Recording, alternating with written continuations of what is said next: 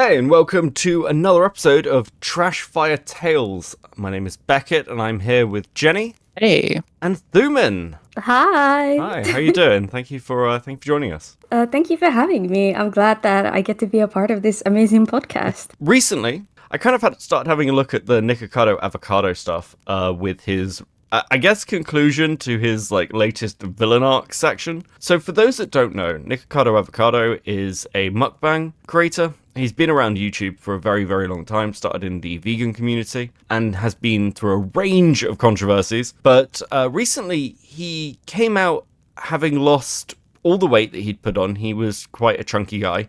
He's now super skinny again, and came out essentially saying, this is my great social experiment, which I think has caught a lot of people off guard. I was kind of amazed. I think it's one of the longest plays in YouTube I've seen in a very long time. So yeah, I thought it'd be fun to talk about. And Thumin, you're a bit of an expert, right? Yes, so I am unironically very invested in the mukbang community. So I know a lot about it, and I've been following Nikocado Avocado's shenanigans for years. So for me, while it was very impressive that he came out looking like a skinny legend, the way he did it kind of raised eyebrows. So that's why I'm very fascinated by this whole thing, and also how so-called normies that don't know much about the mukbang community react to this situation. So I've looked at this community a couple of times. I followed Foodie Beauty Chantel quite a lot over the years, and I know bits and pieces about Amber and Reed. I mean, the community is pretty messy. I don't think many people know either that it kind of seems to have started, at least in the West, with Trisha Paytas. She's definitely one of the people that made it popular, that made it kind of quirky to do. But then a lot of people started doing it, like Shane Dawson had his whole mukbang arc. And then obviously Nikocado Avocado is the noodle king. That's what he's known for, because he popularized eating a bunch of super spicy hot noodles. So going way back, he started as a member of the vegan community. Was it vegan raw community? Yeah, so basically Nikocado Avocado right now came with his video. He was he's a villain, and he started his villain arc or whatever. But if you really look back in his past, the way he even became a mukbanger was kind of the start of his villain arc. Because he was in the vegan community, and then he made videos that were very, very controversial, where I'm eating McDonald's for the first time, or Big Mac for the first time with beef and meat. And then all the vegans got angry and started beefing with him and making exposed videos about him and how he's a animal killer. And then he started responding and talking about how the vegan community is a cult and they're all weirdos and bad. And he really came with a bang to the mukbang community, and made a name for himself pretty early on as a drama queen. How much of it is really highly calculated, and how much is real, do you reckon, if you had to give a percentage, just before we really get into it? I think most of his videos and his drama videos are him knowing that his followers like drama. So if I really think about it, right, maybe when he became a vegan, when he left the vegan community and started doing his eating fast food for the first time series, he wasn't intending on getting canceled by the vegan community. But when they did start canceling him, and he made a response to those things, those response videos did super well and did even better than his regular mukbang videos. So I think early on he noticed that, okay, drama gets views. So he's kind of continued to do that, and it's become so ridiculous to the point where he makes fake drama about him breaking up with his boyfriend, them fighting, getting back together, fighting, getting back together million times, just making it super, super, super crazy. That's kind of the impression I've had from, I mean, I didn't know specifically when it started, but I couldn't imagine, having seen some of the things I've seen, that it wasn't highly contrived. It's interesting that you seem to think it goes so far back, though, right back to the beginning where he blew up, but that definitely makes sense. Yeah, and the reason why I say this is because once he ended the beef with the vegan community, and that thing kind of sailed, or they lost interest in entertaining him, he started beefing with his own followers, right? Because while he was eating like copious amounts of food every day, 10 times a day, posting 10 videos a day in his 10 different YouTube channels, he obviously started gaining weight in a very rapid pace. And then people in the comments were like, hey, we're worried about your health. Maybe slow down a bit. Maybe like eat one like fast food. Maybe like cut the food like to smaller portions. Like they were giving him constructive criticism in the comments. But then he started making like videos where he was saying that it's just water weight, or I don't know why I'm gaining weight. Which like triggers, he was like trolling his own fan base. So everybody in the comments would be like, we know why you're losing weight. We know why you're gaining weight. Like we've been telling you this whole time. It's because you eat too much. And he would I kind of respect that actually. Becca, you need to start coughing a lot on streams and smoking more. And then saying you have no fucking clue why it's happening. We're gonna be the first channel to turn lung cancer into content. Actually, there is a lung cancer community, so like maybe. Oh my god! Okay, don't bring them apparently over we're late here. to the party. Never mind. So like way back early on in his sort of like dramas, like I was watching the Right Opinions video, and he was like, oh, you know, there's all these dramas, but the one that really caught his eye was Nick like DMCA striking somebody's channel in the vegan community, and like fucking denying this completely. So the story this guy told was, and he provides some evidence for this, that his channel got struck, and he was like, okay, well, it's struck by this random person. I think it's Nick. He went and like DM'd Nick and was like, hey, can you get him to take the strike down? You know, just like playing along. And when the strike didn't get taken down, and Nick was like, oh, I'm sorry, he didn't listen to me. He was like, don't worry, I'm an elite hacker and I can track his IP address. And then the strike was taken off. I think you've said to me before, there's a lot of pettiness to all of this. Yes. How Nick is super petty. Yeah, how petty are we talking? So we're talking super petty to the point of him tracking, like taking up drama that was like 5 years old and actually like having that as like the centerpiece of his now like the new video where he's like, hi, I'm back. So if you noticed, he had like a panda head on thing in his like video where he came back as skinny. And that actually is a throwback to a drama he had with another mukbanger called Stephanie Sue, where they had super explosive drama. He got cancelled basically in that drama. It's really intricate, has a lot of like sections, but basically it's drama that he himself caused at the end of the day. So to me, it's very interesting that he's like throwing shots at Stephanie in his like comeback video, despite it should be like centered around him and his weight loss. Why is he like, I don't understand why he's like throwing shots at someone else while he's trying to be like, hey, this was a social experiment, da-da-da. Yeah, that's pretty weird. Do you think he's just trying to start a bunch of like trying to restart that just for more content? I do. I think he wants to rewrite history. I think he wants people to think that everything he did and all the dramas he was in the 7 years or 8 years he's been doing YouTube, that it was all like faked or it was all a persona. When to be honest, I don't think all of it was a persona. I think some of the response videos he was creating, he genuinely believed that at the time. Or some of the drama he was getting himself into, he truly was invested and actually like those were his thoughts and opinions on that at the time. But now it's just more convenient to come out and be like, well, actually, all of it was like just a play. When to be honest, like if I really think about it, maybe 60% of it was like fake, but there was that truth in there and that like himself in there. Yeah. Can you explain the well, let's just go over some of his controversies and we've mentioned Stephanie, so we'll do this in a bit of a random order. But can you explain the Stephanie drama? Okay, so actually, before I talk about the Stephanie drama, it's very important that you guys know about the Trisha drama because that one kind of leads into the Stephanie one and gives her more credibility. Basically, the Trisha drama happened right before the Stephanie drama. And it was about basically Nikocado Avocado being a longtime fan of Trisha Paytas. And he like did a violin cover of one of Trisha Paytas' songs that she really liked. And she had left a really nice comment about it. and they became friends on social media. Nikocado Avocado wanted to collaborate with Trisha Paytas, but he started like begging to meet up and to do like a collaboration. And Trisha found it a little bit weird and pushy and just obsessive that she just blocked him and like ghosted him. And he made this like a huge deal and like put it on social media. And Trisha also kind of like talked shit about him, talking about how he's a weirdo and a creep. Like in that drama, like a lot of the community was on Nikocado Avocado's side because they were like, you know what, you can't really call someone a weirdo or a freak if they're your fan and they want to meet you. But Trisha Paytas was like trying to say that she felt uncomfortable by him being so pushy. Basically, in that drama, she ended up conceding and having to apologize to Nikocado Avocado, and in the end, like squashing the beef and moving on.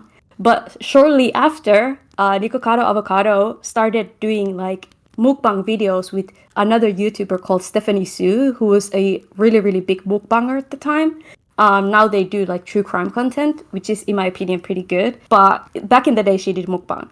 In that like mukbang era where they did like collaborations, like Stephanie Sue asked him to come to her house. She has like cameras everywhere because she's been broken into before.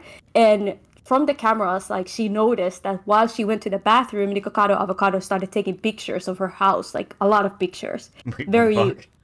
Yeah, he started taking pictures of her security system. So What she the was fuck? like, yeah, Sorry, what?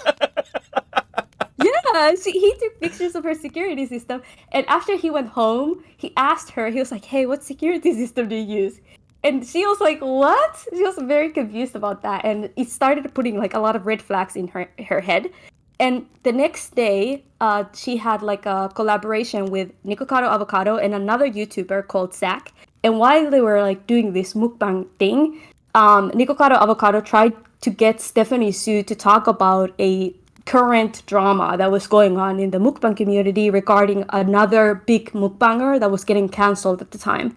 So he was trying to like name drop her and started talking for Stephanie Sue, being like, oh, if Stephanie could say about this creator, this and that, like trying to make it seem like there was this big thing that happened between them, even though it didn't happen.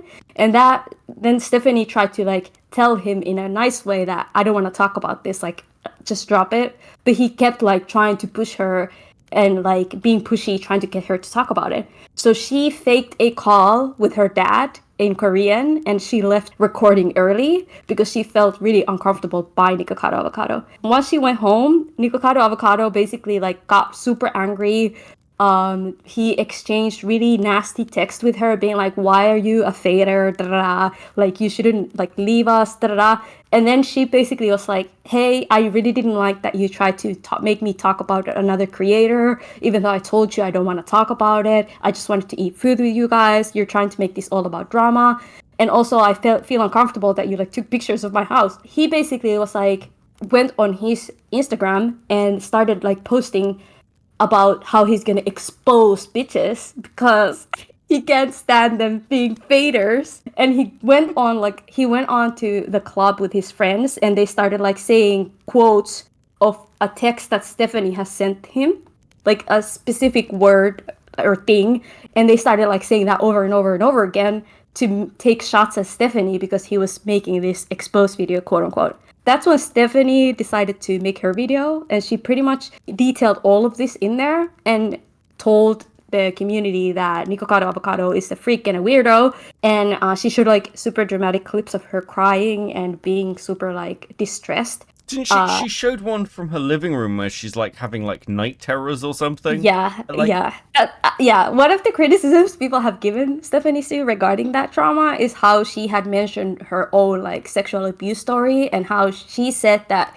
Nikocado Avocado triggered her PTSD regarding that when he was taking pictures of her house and pressuring her to talk about or to do something she didn't want to do. She felt like those things, like those feelings come up. And people were saying like, the criticism towards her was, why are you mentioning something as serious as sexual abuse here? Because it makes it seem like Nikocado Avocado is like a predator. You know what I mean? And that is also, that's also, Nikocado Avocado also mentioned that in his response video. He was like, I'm not a predator. You made me seem out to be some kind of rapist. The gist of Stephanie's video was that Nikocado Avocado is a creep and a weirdo, and Trisha Paytas was kind of right. He's pushy. he doesn't respect people's boundaries, and he is a freak. And he posted pictures of her house, by the way, online.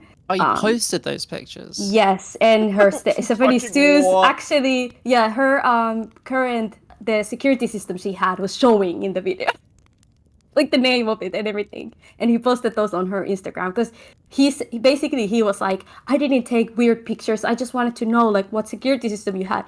And then he posted proof that he took pictures of only her security system, which people are like, why would you post that? Because Okay, why did he want to know what security system she had? Sorry, Because that's insane. Apparently he was saying that she's gatekeeping and he wants to have the same one because it's so good. So Okay, I would that's say, actually pretty funny.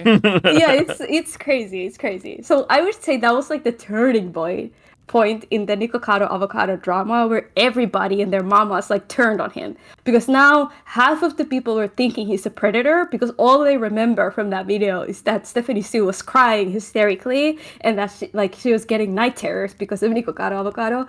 He ended up like really spiraling in that time. Like he tried making a couple of response videos to the Stephanie Sue situation, but when he realized that people really don't care what he says, and honestly, to be honest, he could have said anything and people wouldn't have taken his side. Sorry, I'm a little bit lost for words, honestly. That's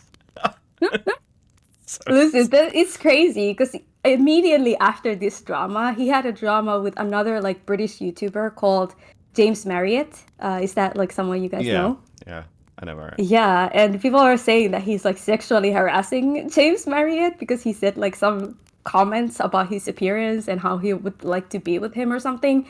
And then like all of the James Marriott's like stands got super angry and made exposed videos of Nikocado Avocado being like a freak again. Well, I feel like that brings us onto the like, because Nick's love life is fucking bizarre. Okay, like I don't get the whole shit with his husband, now ex-husband. Maybe I know they're together still. They're together. What the fuck?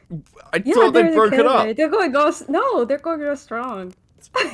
Okay, how much of that do you think is real? Because I don't think any of this is fucking real. I think maybe like 20%. Yeah, are we maybe talking 20%. generally now, or are we talking specifically about this? Oh, they With the 20%. Yeah, I with would the say like husband. specifically his relationship drama. Okay, I think in the beginning it was real, but in the end it was played up. Because the whole relationship drama started from Orling breaking up with Nikocado. Orling is, by the way, his like Colombian husband that they met in Colombia and then they moved to America, I think.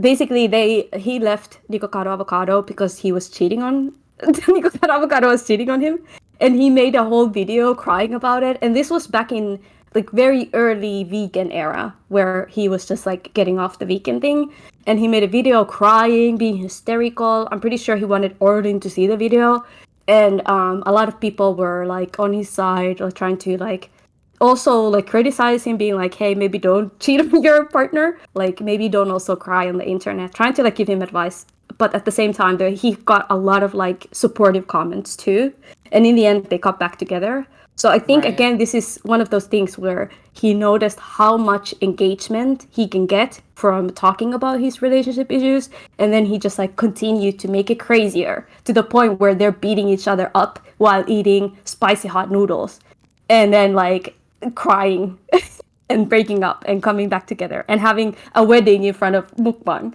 like food. Wedding mukbang. They had a wedding mukbang where they both were wearing wedding dresses and they were eating cake or something. Right. Their relationship is really toxic, very weird. See, it's hard. It's kind of like Chantel, where like you don't. I'm not sure how much is real, like even from the perspective of rumors I've heard. I heard that one of Nikocado's ex-partners had HIV. Is that true? I don't know. I have no idea. I was just his content definitely has it. yeah. That shit's fucking AIDS. Like, listen, actually, in his defense, I do have to say it's very entertaining. As a person who watches like regular mukbangs and people are just sitting there eating their food, nice and pretty, munching away. When I go to Nikocado Avocado's mukbang, it's like their reality TV show of mukbang. You know what I mean? Like they're going crazy out there, you know? Yeah, I can definitely see it from that point of view. I don't really get mukbang as a as a genre, I suppose, but I do see the unique allure of the more insane shit that Nick's been doing. Again, not really for me, hence why I don't really know anything about it. He's been like one of those background characters of YouTube for me, where I've always been kind of aware of him, and he's been like there, floating around in the background, doing horrific things. I've seen pictures of him that I wish I could scrub from my mind on Twitter. Yeah, He it's had his whole like he had a whole era where he did OnlyFans and he was posting his behind in people's comment section or like on Twitter. So his behind is out there. It's yeah, kind of crazy. those are some of the ones I've seen, unfortunately. I'm so glad I have not seen that. I'll to this day I'll keep my eyes closed every time like I get close to even a space where that might pop up. So with the more like recent stuff, the Right Opinions video was like 4 years ago, and since then he's had a couple more dramas. And what was this stuff with Moist Critical? So the Moist Critical drama happened in his like reaction era, and I gave like the different drama arcs. I call them eras. And the reaction era includes him beefing with Meat Canyon, beefing with PewDiePie, beefing with Penguin Zero or Charlie, and beefing with Corey X Kenshin, which is a big creator as well. And the reason I call it reaction era is because he would sit down, eat like fries or something, and watch their video on him. Because at that time, a lot of people would make videos or they would react to the video Meat Canyon made. So I think specifically the Penguin Zero thing came from him watching Penguin Zero being kind of concerned of his health and telling him in his video that, listen, Nikocado, Nick, YouTube isn't that serious. Take care of your health. All of this will fade away. You can still make fun content. You can still have your audience, but just take care of your health. And it's not really good for you or your audience that you're glamorizing this type of lifestyle and you're making your life so difficult for you. And the reason why he said this is because Nikocado Avocado made a really controversial video where he called himself disabled and he had like the mouth breather thing on for sleep apnea. Yeah, he was in his highest weight and he had at the time broken one of his ribs from coughing. I think, and he was still filming mukbangs of him sitting in front of thousands of McNuggets or something, and he was still eating them while he's using this breathing machine, and he's like coughing and like it's just very, very jarring content. And that's when Charlie made that video, and he was like, "Hey, like take care of yourself. Like this is a PSA to you." And Nikocado Avocado reacted to that and basically called Charlie like he's in his high horse, and that there's plenty of other mukbangers that eat a lot of food, but because they're skinny, you don't call them out, you call me out specifically. And he basically told him that he's being hypocritical and kind of grandstandy, I think is what Nikocado tried to say in the video, and that pissed so many people off. So they, like all of Charlie's fans and just the general population that saw that video was like, was the tamest video that somebody could have made on you, and it was actually like had like a positive thing about it. So why are you being defensive when it's like the mildest criticism? And he like started milking that and made like 5 different response videos to different comments or different things regarding Penguin Zero. He also started going through his old content and calling that out. He found a video where Penguin Zero was eating like different McDonald's foods and saying like, look, you're doing mukbang, so why are you saying mukbang is bad? How dare you call me out for being fat? You ate a Big Mac. Basically, he's trying to say that you're also glorifying like fast food and unhealthy eating. But at the end of the day, like when I was watching those, I clearly saw he was trolling. I clearly saw he was milking. Basically, he was in his milking era where he was milking all the drama that he could get and all the interaction he could get. Anybody that had any kind of following that made a video on him or mentioned him in a video quickly, he would respond to. One of these people being Corey X Kenshin, who's a really, really, really big streamer and a YouTuber. He made a video, not on Nikocado Avocado specifically, but a video reacting to different kinds of like animations and fan submissions. And at the end of his video, he reacted to the Meat Canyon one, Meat Canyon animation on Nikocado Avocado, which is really funny. And while he was laughing at it, watching it, like being interested in it, he kind of like at the end of it paused the video and was like, "Hey, Nick, if you're watching this video, I don't hate you. I'm not sending my fans to hate on you. I just want you to be healthy." And basically said the kind of same spiel that Penguin Zero said, but in a nicer way. And then Nikocado Avocado reacted to this video, and he called Kerry X Kenshin, who's a black creator, he called him ghetto. Right. He said that he should learn to speak real English. So using a Okay. A bold move. Yeah. So I've got Nikocado's Wikitubia page up right now in front of me, and I was looking at the Corey X Kenshin section, and a section below it caught my eye because it's titled most of these are like just normal shit you'd expect to see on a YouTuber's page like this. One of them is suspected murder of apartment neighbor heard. I have like no context for this, but apparently he like unknowingly recorded, or maybe knowingly, I don't know. I hope not. The murder of one of his neighbors.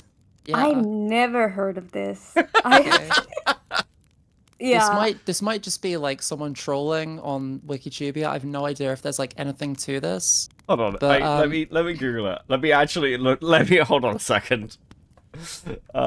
It says here, on March 16th, 2022, Nikocado uploaded a video titled "On Our Final Video Together." During the video, a few screams are heard in the background, and many viewers have suspected it was a woman getting stabbed next door by an unknown predator. Nikocado video captures the audio of a woman screaming. The video is called. I'm sorry. I need to show you this. Our final video together. It's not. Well, if that was what it was called at the time, it's not called that now. It's called "A Woman Was Stabbed in the Background of This Video." What? And it's just a fucking mukbang with him crying in the background. What the fuck is this? Wow, he actually responded to it. Here it says, Nikocado responded to the situation through an Instagram video, offering his condolences to the family of the victim, saying no one should ever deserve this no matter what, sparking a speculation that they might not have died from their injuries. But if the video is now called... What was the video called? A woman was stabbed in the background of it. The pinned comment is his Amazon affiliate links to rice cakes and fucking ramen. What the hell? What? Oh my god, what? That's crazy. Oh my god. My condolences to the family, damn. Jesus, 2 tragedies in one day. Getting stabbed and ending up in a Nikocado Avocado video.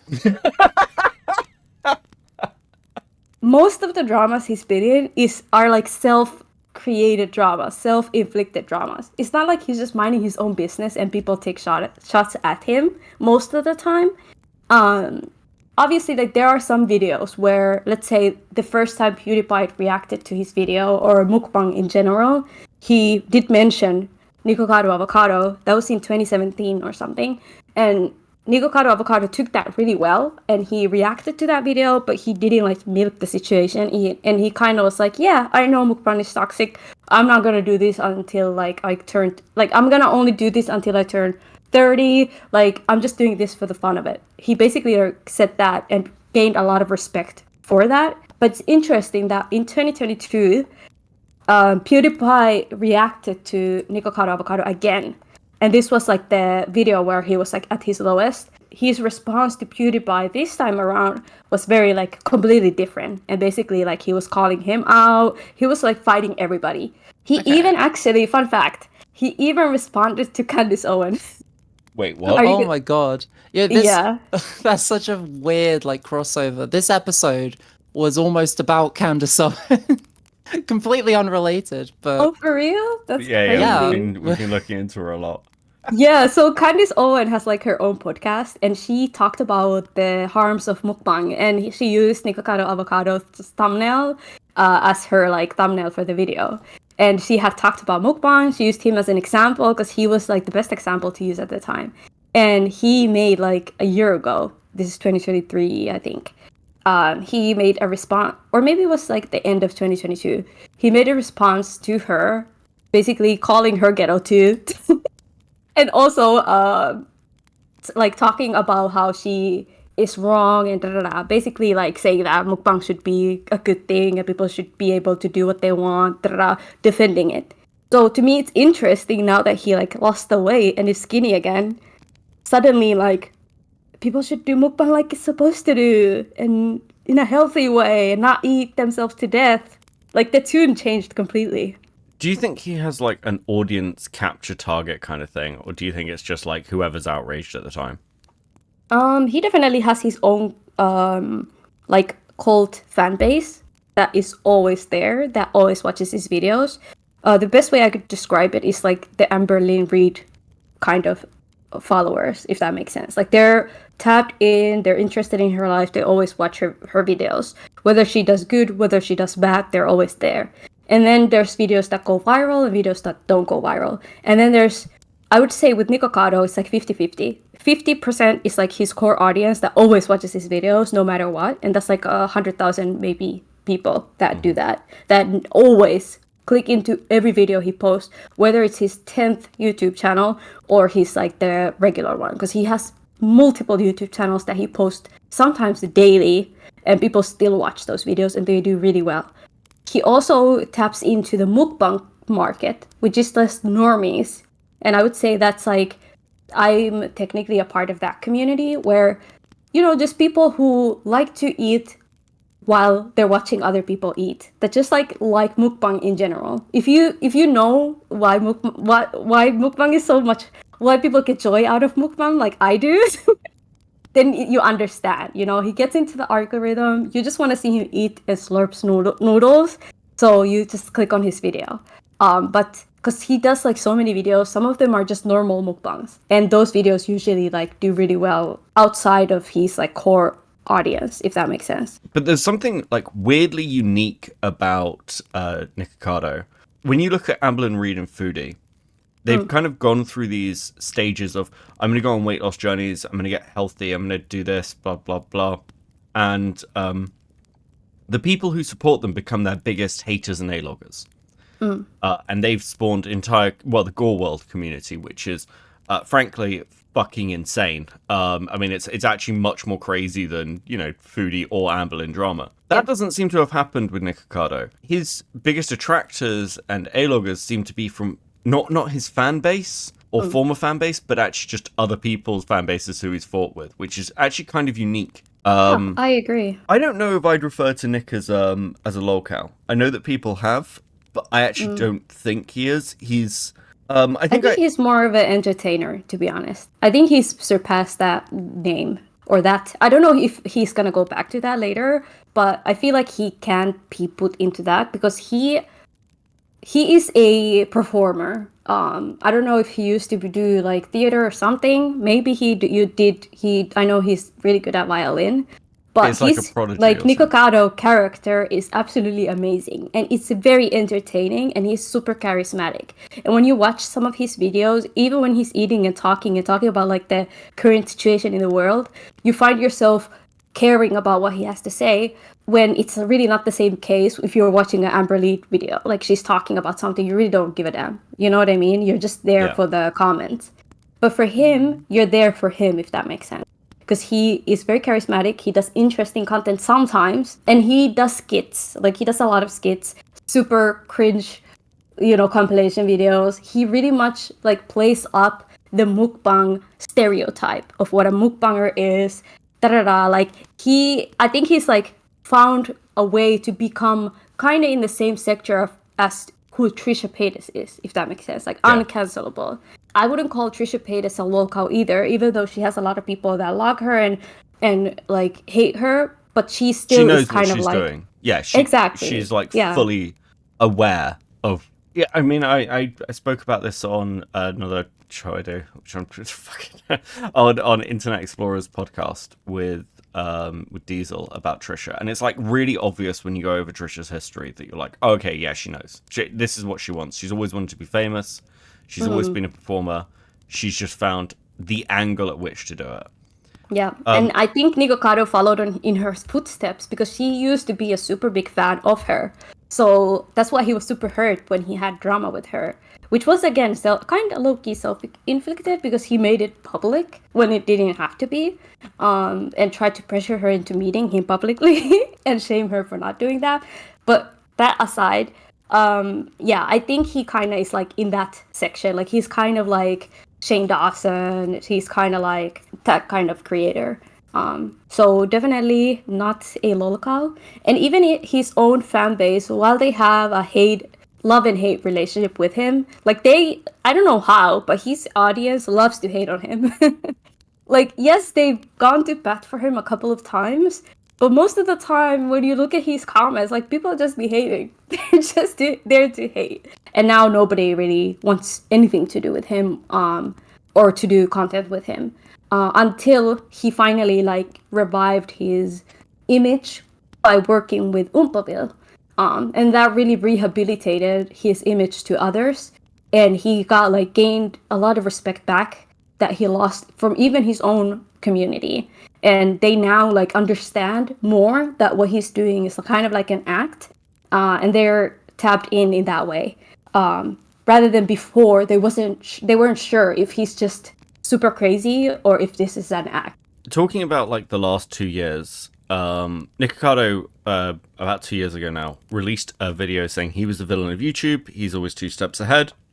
I remember it being covered, and it was this whole like people like, this is fucking crazy. He's coping. Very recently, in the last couple of weeks, he released a video where he is thin, he is skinny, and he's like, I'm 2 steps ahead. I'm the villain. This is my greatest social experiment. Now, I was sat in a group call with some people when this came out. We were chatting about something different. Someone jumped in and was like, so Nikocado is thin now. We were like, wait, what? So we were watching this video, and I was like, guys, pause. We need to go and watch this fucking villain video from two years ago. And I was like, this is the same speech. Like, this is the same thing. Wait, this was all planned. And we started going down this fucking rabbit hole of comparing his videos. Now, all his videos from the last 2 years are basically done in front of a white background. There are a couple of exceptions to this, which I'll get into. And it seems to me that what happened was this. When that villain video came out, he was like, right, fuck you guys. I'll show you a villain arc. And he began his weight loss journey around then. This is shortly after the Moist Critical stuff. I think he sat down and started recording a ton of content that could be released slowly over 2 years. With like planned bits. So like you'll see the last video before this skinny one, I think is like I failed my weight loss journey kind of thing, like 7 months ago. The only exception to this is like the Oompaville stuff. Now, if you look at the Oompaville stuff, it's quite interesting because we don't know when those were recorded. Oompaville is like really nice, but also like I think there's probably a good chance that Nick was like, I'll do these with you, but they need to be released like slowly. Yeah. And actually the last one of those, because there's only like 4 episodes of it, but in the last one of those, he's actually a lot thinner than the first one. Not like thin like he is now, but he's clearly begun that journey. And in the first one of them, where he sort of sat in a studio with Oompa, he's wearing a really tight t-shirt. He's trying to make himself look as fat as possible. And yeah, I think this whole thing was planned. And like whatever else you think about like Nikocado, I mean, that is, you know, an incredible piece of performance art to do that on YouTube. I mean, just the actual dedication to it is kind of crazy. Now, you brought up to me the cameos. I haven't seen any of his cameos. Like, when do you think he like properly started losing weight? I think he started losing weight not 2 years ago, but like a year ago. I think he probably went on Ozempic, maybe. Or maybe he did it all by himself. I don't know. I know that for some it's a controversial take, but he definitely like started doing this a year ago, and he worked super hard and lost a bunch of weight and probably got like some kind of like surgery to maybe like a lot of the excess skin removed, because he used to be super big, so I'd assume that he probably has a lot of excess skin. Maybe, I don't know. It's just speculation on my end. But there's no way that he like lost weight in like 2 years, unless he started losing it super slowly. Because, for example, he, like I said, he used to do like a lot of cameos up until I would say like 8 months ago or 7 months ago. So in every single video that he did, he used to like add his cameo and like ask people to do his cameo. So I'm surprised that people didn't notice he was losing weight while he was sending all these cameos. He's one of the like top cameo creators. I don't know. I thought it would have like leaked if he had like lost a bunch of weight, because most of the weight loss shows in his face the most, if that makes sense. Yeah. So, and a second thing, the video where he's responding to Candace Owens happened like 12 months ago, 13 months ago. That's a year ago. And he was still fairly big sized in that video. So he might have started his weight loss then. But he doesn't look like he's lost a bunch of weight, if that makes sense. Yeah, he wasn't like super skinny a year ago, but like... Yeah. He looked pretty much the same as he looked in that Oompaville video, like the first one. So that's why I'm saying maybe he did start like losing weight, but we didn't like notice 2 years ago. But I do know that probably most of the weight he lost in just 1 year, which is very impressive because That's like, insane. Like, yeah. look at some of these numbers. So I found somewhere, apparently, he weighed about 407 pounds at his heaviest. What's that in kilograms? That is a lot. It's almost 200. 407, pounds to kilograms, 184. Wow. So he's like maybe about, I don't know, 80, 90 kilos now, I would guess. Wow. So he's lost between, say, 90 and 100 kilos. To do that in a year is insane. That's what I'm saying. I think it's more impressive that he did it in 1 year. But what I find like eyebrow raising is the way he's framing it as if he's planned his whole journey. When let's be honest, like half of the stuff that happened just happened naturally. Naturally because he's a messy person. And it just so happens that, you know, he made a decision, he kept to that decision, he got great results, and he should like celebrate that. But somehow he still had to bring like the old Stephanie drama into his like video, you know what I mean? And now it makes it look like he planned the Stephanie Sue drama years ahead and he was like some kind of genius mastermind planner. When honestly, like, how do you plan like taking pictures of someone's house? You know what I mean? I mean, I look at all the text messages and that, and it's one of those where some people like sort of like fake 4D chess. Like another recent drama is like the Dr. Disrespect stuff. He is faking 4D chess, in my opinion. He's like, aha, I only said I texted a minor to mess with you, and it's like, wait, what? Bro, come on. that's so insane. Yeah. I don't know how anyone can honestly believe that. Like, come on, no one admits to being a fucking nonce to own the journalists. Who believes this? So stupid. Nick So Merckx silly. didn't believe this. I think a little bit of that is going on in the Nikocado thing. And I feel like a lot of people who don't know his lore, who don't know the context, some of the things he's saying, or just the fact of the like the head thing, like the panda mask in itself, like if you don't know where that's from and how iconic it actually is, you might just think that, oh, like the whole Nikocado Avocado persona is fake and all these years he was just trolling us. Nah, that was definitely not the case. And a lot of the dramas that happened coincidentally, if that makes sense. Like, they weren't dramas that you can even plan. He couldn't have realized that Trisha Paytas doesn't want to have anything to do with him. How do you plan that? You know what I mean? Same with all of the other dramas that he was in. Like, you can't really plan any of them. Unless it's about the Orlin thing. Like, him and his partner, their drama obviously is 90% or like 70% fake. Or mostly is fake. So that, yeah, I get it. And just the Nikocado Avocado, like the over-the-top personality, that too is fake. Like, I understand that. But just like the implication is that, oh, everything I did up to this is also like planned. And I just played you. I'm 2 steps ahead. You're just ants. And it's like, girl, shut up. So what do you see as the next stage of the Nikocado stuff? I think he's gonna go back to doing mukbang and trolling his audience. That's what he does best, and that's how he made his comeback. Even now, he's trolling his audience. The people who get it, and they're like in the comments, they're like, "What does Stephanie have to do with this?" Da da da. And then the people who don't get it, they're like, "Wow, 5D chest, like he's the greatest troll that ever lived." But in his like other channel, he said he's gonna do more mukbangs, and that is something that he loves to do. But he wants to do it the way it's supposed to be done, and I hope that that happens. But also, I know Nikocado Avocado, he would never go back to doing just regular ass mukbangs. He's either gonna do like, videos where he shows how he lost his weight and maybe talk about what he's learned while doing mukbangs, because he can be very like intellectual when he wants to be. Like, he's a very smart guy. So if he wants to take that route, I know that that would do really well on his channel, and people definitely like watch that type of content. But I don't know if he's gonna go that route. We'll have to see. Do you think he's gonna get fat again? I don't know if that would be like the 5D chess move or like the 1D chess move for him to just get really, really obese again. I doubt it. I don't think he will. I don't think he would like to do that, and I don't think his body could like even handle all that. Like, it's so hard to lose all that weight. Just gaining it all back would probably feel like horrible. So I doubt that he would do that to himself.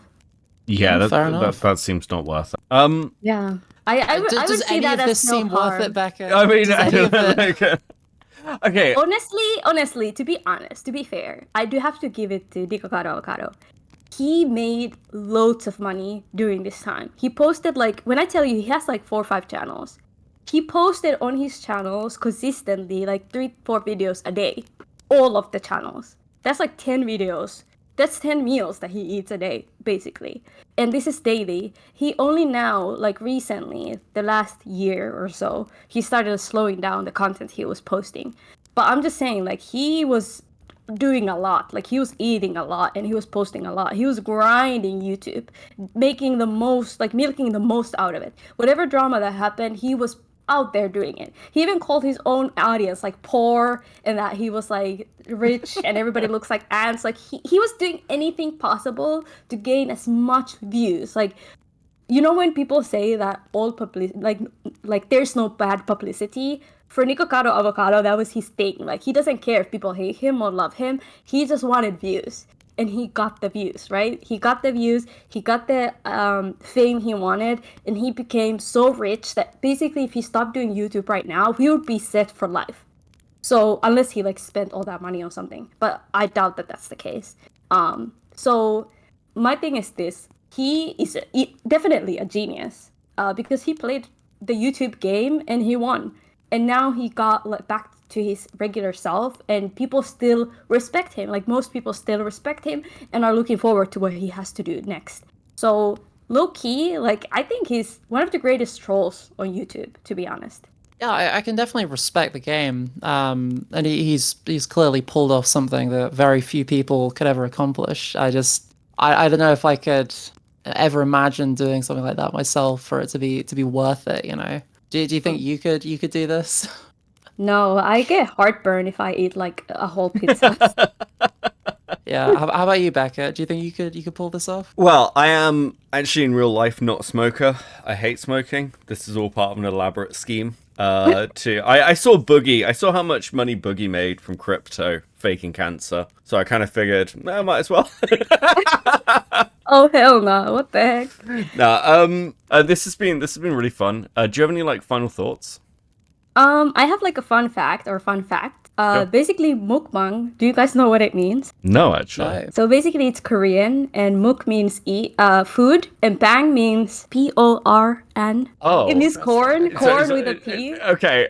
Yeah. I don't know if YouTube will demonetize it, so I had to say it like in a cryptic way. So that's what it means, and basically, it was made because like in Korea or Asian societies, people are so busy that they don't have time to eat with others, or they're like going to school constantly and they're working constantly. So they like to watch live streamers or people eating while also doing their thing. But also in Asian culture or in Korea specifically, a lot of Korean friends have told me that they get like fat shamed or they get like told to lose weight. So people try and be very healthy over there. That's why all the foods that they want to eat, they don't necessarily eat. So they like to watch someone else eat it, like for them, and that makes them feel full. And I would say for me personally, like I like to watch people eat copious amounts of food and finish it. And that's like my thing, because I wish I could eat all that, even though I know I can't. It just gives me satisfaction to know that that's something that they did. I don't know why. I don't think it's a psychological thing. But yeah, it's basically mukbang in itself is very, very fascinating. And it's interesting to me that a community where you're supposed to be wholesome and just eat food has so much freaking drama. And if you think the Nikocado avocado drama in the mukbang community is the biggest one, it's nothing compared to if you look up Too Young drama. Listen, if that drama is crazy. Currently in Korea, people are getting sued. YouTubers are getting like their channels deleted because they were like extorting people. They were extorting a mukbanger. There were people getting like sexually assaulted. Like it was crazy. And this is all over a mukbanger. I'm not gonna like talk too much about it. If you guys want to research it for a video or a live stream or something, definitely I highly recommend doing that, because it's a rabbit hole that actually like is crazy. Like in Korea currently, they're creating a law where YouTubers' income is gonna go to the government, all because of a mukbang drama. Wait, what? Yeah, that's definitely gonna become a thing. It's crazy, I'm telling you. Like that shit actually is like changing laws in Korea. So there's a lot. In mukbang communities, there's so many things that are happening currently, because they've become so big that one of the biggest like creators in Korea is actually like most of them are mukbangers, and that's what they're known for. Yeah, it's crazy. I definitely highly recommend like going into mukbang. Well, like this seems like a rabbit hole. I'm gonna get lost. Yeah, in. rabbit holes.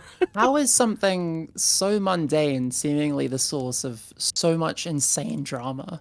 Is this more? No, this is definitely more insane than the shit we deal with. Like way more insane. There's like several levels. Yeah, this Yeah. If I were to, because I gave like a really small description. If you want to, Becca, you can like edit this part out of the actual video. Basically, in the Too-Young drama, Too-Young is one of the biggest YouTubers in Korea and in all of YouTube. Also, not the biggest, but like she has like over many million subscribers, and she does mukbang content. And there were a bunch of YouTubers, Korean YouTubers, who extorted her for money because they found out that her abusive ex-boyfriend was like beating her, and they wanted to tell that to people so they can cancel her. Imagine that. Wait, what? Sorry. Huh? I suppose because in Korea that's going to be much more of a fucking. It's like yeah. In Korea, there's like a thing where you don't want to be involved in any controversy, whether it's like a bad or a good one, technically speaking. But there's no technically good controversy, but you don't want to be tied to any of it if you want to work with good brands and have a good image. And Soyoung has had a really, really good run where her image has been super clean. There hasn't been any problems. Every now and then people would see that she has bruises on her like arm and body, but she would never comment on it, so they never said anything. Well, turns out that she had bruises because her ex-boyfriend, who was her manager, was beating her behind the scenes and forced her into a contract where she gets only 30% of her own income, and he gets all the sponsor money that she does from the channel and also 70% of her income. She later sued him for that and won in court. So the boyfriend took his life and killed himself. These YouTubers found out about this whole thing, and they were like, we're gonna expose that your boyfriend killed himself and that you sued him for beating you up if you don't pay us money. And she ended up paying them money to keep them quiet. But one of them like double-crossed each other, and basically one of them was the one extorting her. She paid like 50K to him, and he only paid 4K to one of the people. He was like, I couldn't get a lot, so here, have this. They were supposed to split the money. And then that guy got salty, and he had like recorded a phone call of them plotting all of this, and he leaked it. All this came out, and then she had to make a live stream showing proof of everything that happened to her, of all the money they extorted from her, and that she basically told the police to catch them. So now they all lost their YouTube channel. Some of them made like response videos, and now the Korean government is making a law that if you use your channel for bad and extortion and things like that, that they can actually get the revenue and all the money that you got from your YouTube channel, that they can confiscate it. And now people are kind of fighting because they're saying, what if you misuse that law? So it became this huge thing. And I'm surprised that you guys haven't heard about this. I haven't heard about any of this, but I would really big. I would absolutely watch this. this. Community, like, we're in shambles right now. Firstly, this is incredible. Secondly, this actually sounds like the plot to a really weird anime, and I would totally watch it. Why is that your response? Well, yeah, I'd watch that anime of this woman. I would absolutely watch this anime. I was that extorted. I hope Studio Ghibli does it. I hope Studio Ghibli does an adaptation of it. This is fucking incredible. Jesus Christ, man. I'll send you a bunch of videos regarding Yes. this. Definitely research this. It's such a fascinating topic to me personally, because I used to watch her mukbangs too, because she would do her mukbangs would be different in a sense where she would do challenges. Like, she can eat copious amounts of food, and she's pretty small because she has a super fast metabolism. So to me, it's just fascinating to see someone so small eat so much. And she would be one of the good ones that finishes her food and doesn't waste it. So I would watch those. Wait, this isn't the girl who's I have no idea who this person is, but I remember seeing a load of Twitter videos of someone eating eggs and noodles super quickly. And is that her? I'm not sure. Let me show you a picture of her. Yeah. So maybe if it is. Yeah, Beckett, cut out all the Nikocado stuff. This is way more Yeah, interesting. this is insane. What? What the fuck? I'm so surprised you guys haven't heard about the Tsuya I swear drama. I swear I've seen this girl. her. Yeah. So it's her? Okay, I think so. Yeah, I think Yeah. so. I think so. It's been a while The since I've seen crazy this thing is, she's actually still being so let me give you a little bit of background. In Korea right now, there's a gender war going on because a lot of big controversies have come up that include sexual abuse material. In Telegram, they would share pictures of women, their brothers, sisters, whatever, and this became, it's called the nth rune debacle or situation, if you want to research. So because of a lot of Korean men feel like they're being under attack because 500,000 men were found out to be in these rooms, basically watching their fellow people, regular people, getting exploited and sexualized and stuff like that. This is a very condensed version of what's going on in there. I'm sure if this is gonna be included in the podcast, people. Oh, can this is included in the podcast. This is in the fucking comments, wild. What the fuck? I have heard about this. Yeah, this was stuff shared over Telegram of recordings of women in bathrooms and things. Yes, basically Yeah. that. And now on top of that, they've started doing deep fakes of just regular ass people in their schools, things like that.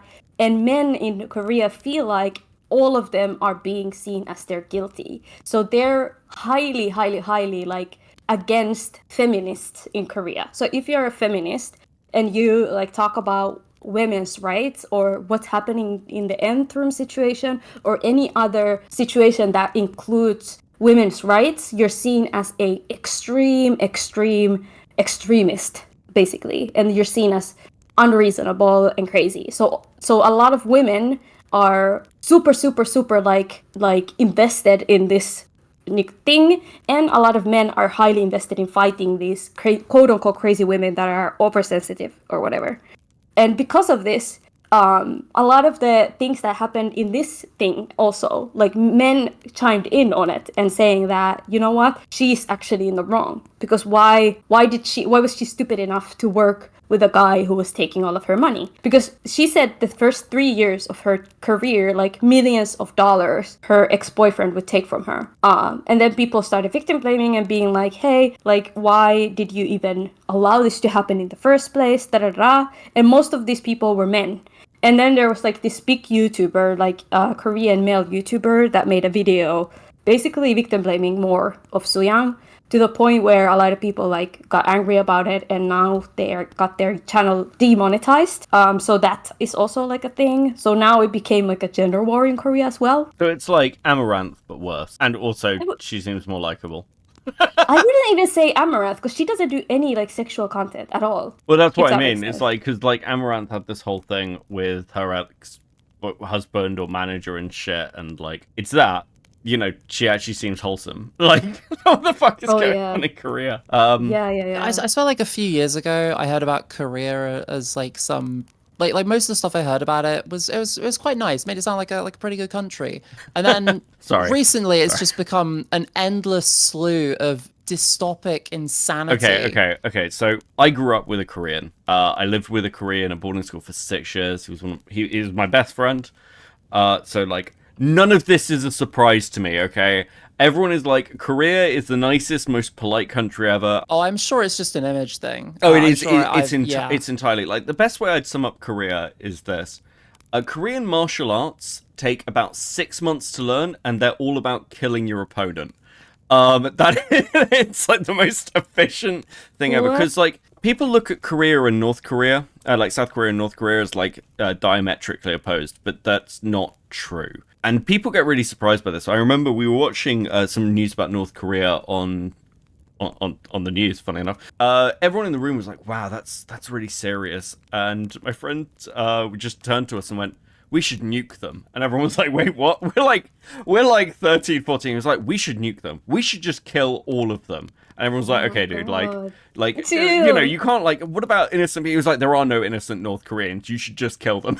We were like, okay, dude. Hell no. Like, I still love them to pieces. But like, yeah, it's people don't realize. And like, people talk about kind of like workplace stress in Japan and like kind of like the hierarchical culture. It is worse in Korea. It's unironically worse. Korea really is pretty dystopic. Most people have no idea because they've got this very clean, Americanized image of Korea, and it doesn't have any of the weird Japan attachments from anime. But yes, Korea, like, none of this is a surprise. Korea is steeped in gender norms. You got to remember as well, Korea has national service. Now, you have to go and do like 2 years national service in the military. If you're a man, yeah. I remember saying to my friend, like, because he'd lived in England most of his life. I was like, oh, are you actually going to go back and do your military service after you finish university? He went to a top British university studying mathematics. He's a genius. And he was like, of course I am. I have to go back. And I was like, okay, but you don't want to live in Korea in the long term. I know you want to move to America or live in the West or whatever. He was like, no, but I have to go and do my service and fight North Korea. It's not an optional thing. So yeah, it's like, unless you have. So there was this one idol that went to, like, he had like dual citizenship, one in like an American one and a Korean one, and he was a super famous idol, and he actually got banned from stepping his foot into Korea because when it was time for his enlistment to the army, because it's always like you have to do it, but sometimes you get exceptions where you can push it back a year, but then there becomes a point where you can't push it back anymore, you have to go. When for him it came to that point, he actually denounced his Korean citizenship and he took his American citizenship so that he wouldn't have to go to the army. And the Korean, like the actual like Korean government gave him a ban that he can never ever come to Korea. And to this day, like, his like family, grandmas, granddads, whoever's alive still, are trying to fight for him to have the power to come back, and he can even go to the army if he wants to. But it's so interesting to me that they take that so seriously. Like, it's so serious to them that if you don't go, and even if you have dual citizenship, it's seen as a really big disgrace to your home country if you don't go to your enlistment. It's really interesting. Okay, if you had to say, do you think South Korea, hates women or North Korea more?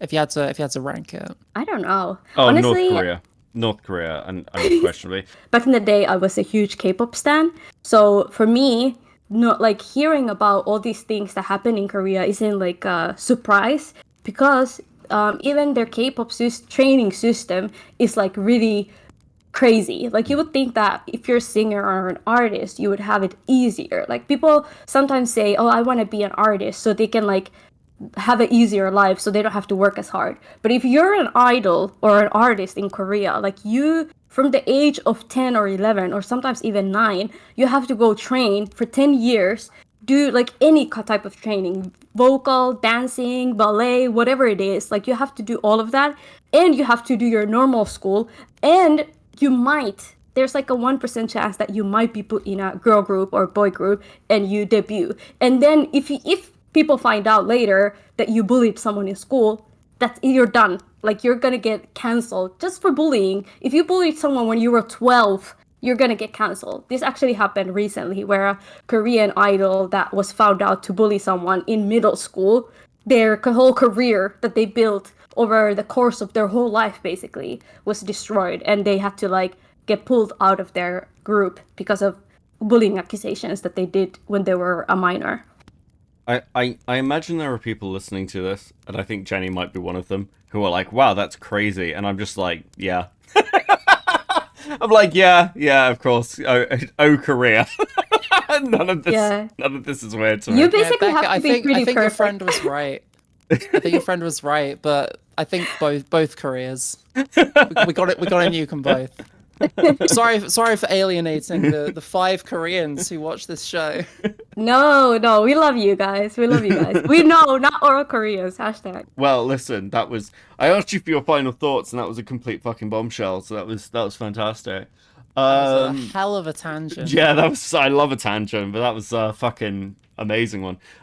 Jenny, final thoughts.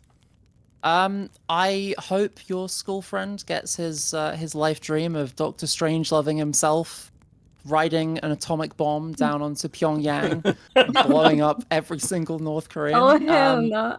I think he was involved in like building. So at some point they built a giant speaker wall to play K-pop across the like no man's minefield zone place. I think he was involved in building that. So he got close. Oh, hell no. What? Did you guys not hear about this? Yeah, they built like a fucking like speaker system to just play music into North Korea. I have not heard about this. What? Okay, and I guess my final thoughts are like and subscribe. Thank you so much for coming through, and this has been fucking hilarious.